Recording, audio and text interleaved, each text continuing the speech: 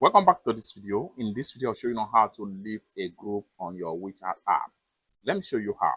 Very first thing you want to do is open up your WeChat app.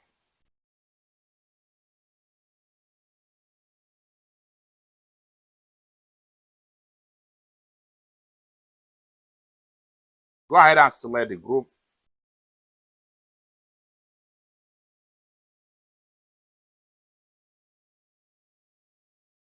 Go ahead and click on these three dots right here.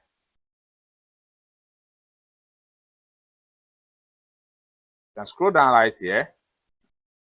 Go ahead and click on leave.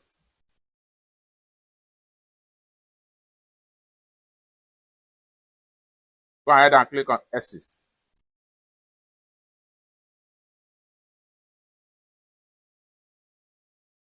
And it's that simple. For more tutorial about how to use your WeChat app, consider to subscribe. Thank you so much for watching, and I hope to see you in my next video. Bye for now.